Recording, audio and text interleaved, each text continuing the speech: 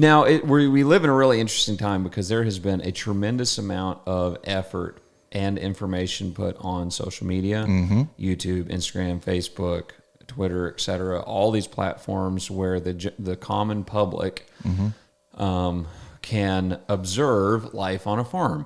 Yeah, there's YouTube absolutely. channels of the Welkers, Millennial Farmer, Larson Farms, Ivers Farms, all these farming operations where people can actually get on and follow the day-to-day life of farms, agriculture, issues, problems we face, so on and so forth. But that doesn't reach everyone. Not that we reach everyone, we reach a very small demographic. But I wanted to do something where we did one with Joe Heathman, how do you connect with your seed dealer, everything your seed dealer wish you knew.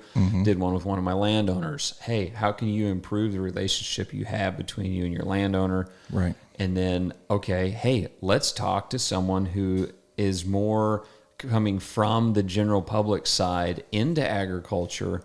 What are some things that the common that I don't want to say the common, you are very uncommon. Thank you. But represent the common, the common folk. Well, it's like a super novice approach, like an outsider's approach, right? Yeah. Like, so you're talking about, everything through social media. What I think the vast majority of people see is not something on a larger scale. They're seeing a very, very romanticized version of like homesteading or homesteading adjacent stuff, which is really cool and excellent. But I don't think you don't get to, it's not that it doesn't paint maybe a clear picture of larger scale agriculture, but it doesn't even present it as being what you can learn about. You're seeing like, okay, very small scale things. And it's like, well, that's hyper manageable. I can do that in my backyard. I built a greenhouse and a chicken pen in my backyard because it's like, yeah, I can totally handle that. Now managing of hundreds or thousands of acres on the other hand, for me personally, at least, you don't see what goes into it. I grew up in Kansas mostly in and out. So everybody knows, it's harvest season. Oh, the wheat's looking good. Corn's looking bad. Whatever. Combines in the fields. Yeah. Normal stuff. Just like, as a joke, I used to have a friend that was from California and they came in and we talked about like, well, it's going to get some gnarly weather today. Like, how do you know? It's like, you can't smell it. And it's just things like from being from Kansas, you just kind of know. You just feel it. Yeah. And part of ag is like that, right? Like just being from here, you kind of know what's going on, but you don't know what goes into it and what's making those cogs turn. You can see them turning, but you don't know what it's doing it. That's where I find this very interesting to really learn what's happening, So, you guys have been a wealth of knowledge thus far and just trying to see how things cook from here. Well, I thought it'd be something where our demographic can use this as a tool to send to someone that may be asking questions. Because I have landowners that are like, what are you spraying on my field? Right. And it's like, well, this is what I'm spraying. And they're like, one of the things is like, are you spraying glyphosate? Yes. But here's our trajectory of how to reduce or move away from, how can we, because, and Ben and I talked about this a long time ago. I don't know a single farmer that enjoys spraying chemicals. Sure. Like, one, it's expensive. Right. Two, it's not fun. Right. And three, it's just, there's something deep inside you, if you care and like, if you actually think about it, it's like, is this right? Yeah. That seems to make sense, right? Even from, I'm an outdoors guy, hunting, fishing, things like that. It's when you're doing things a certain way, it's the idea of maybe it'll offend some demographic. I hate canned hunts.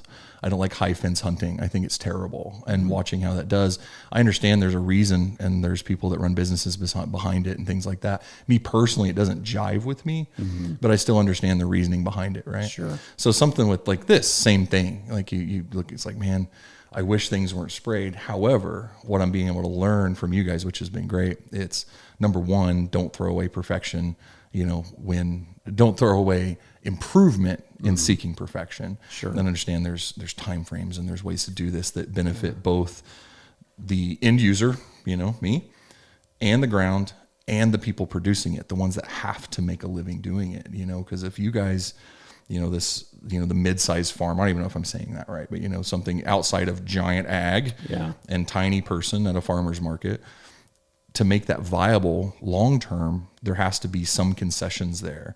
and it's finding the things that are best, you know. Sure. I'm even finding and talking to most of the guys, it's, people think, oh, it's like, well, looking for the least evil. It's not that. It's not even that. They're just looking for what's best and what can fit ways. It's not like sacrificing things that they know are bad. If we shifted, and I can't speak for every farmer, but I can speak for most farmers, if we could wave a magic wand and never have to spray herbicide ever again, and it cost us $20 an acre, but we didn't, if there was even a cost to it, we'd be willing to be with it if we didn't have to fight weeds. Yeah. And so, and guys are like, why don't you go organic? Well, the road to organic is it's not dude, it is a process. Sure. It is a lot of work, a lot of risk. It's not easy. And we have organic guys in our team, and they'll tell you like, man, it is a tremendous amount of work. Yes, they get paid a premium for that grain or that produce, but every time there's a premium, it does not come without extra work. There's a reason there's a premium. It comes at a higher cost because it's a higher cost to produce. It's not like it's just a magical, well, they just get to make extra money on that. That's not what that is, and I would hope that the general public understands that. I think in a large part they do, right?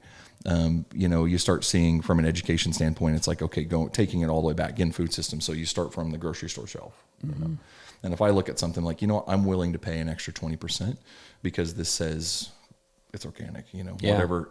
Certified organic. Right. Yeah. How much accuracy is on those labels is debatable, but to look at that, it's like, okay, how can we take that base decision-making process and run it all the way back down the line and see what that actually entails, then do more people start seeking that. We live in a supply and demand world, right? So the higher demand you get for organics, you're going to try to raise the supply for it, and it's more incentive. Mm-hmm. So I think for me, I think it's really harsh, especially people are they're hypercritical about spraying, for example. Sure. But on the same hand, they'll go to the store and gripe about the higher prices to buy something that's not sprayed upon. Correct. It's like, you can't do that. If you're going to do that, then you have to be willing to incentivize the growers, the ones actually doing the work, actually putting the time, the effort, and their money, and experiencing all the risk. You have to be able to support them with higher prices. You can't just say, well, you should do it this way. It's like, great, it's going to cost you an extra 25%. And they're like, whoa. Yeah. And there's a disconnect there. I think the more the education can disseminate down from grocery store shelf to starting back to seeing what life is like on a farm, right? Mm-hmm. And let people start to romanticize that. Like, it's cool to the chicken lady in the backyard, right? And 100% t-shirts and stuff like that, Sure. I was like, well, okay, how about the 1,500 acre club? Like, look at the work that you guys are doing in this and romanticize that.